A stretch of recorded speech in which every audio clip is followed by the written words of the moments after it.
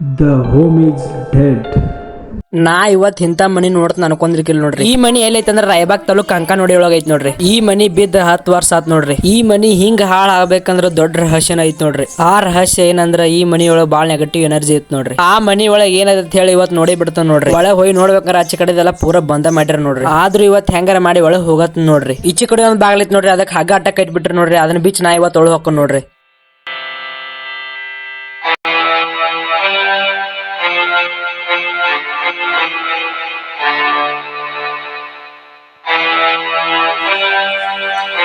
ಕಡೆಕು ಬಾಗ್ಲ ತಗದ್ ಒಳಗ್ ಹೋಗ್ಬಿಟ್ಟು ನೋಡ್ರಿ. ಒಳಗ್ ಹೆಂಗೈತ್ ನೀವು ನೋಡ್ಬಿಡ್ರಲ್ಲ ಒಂದ್ಸಲ.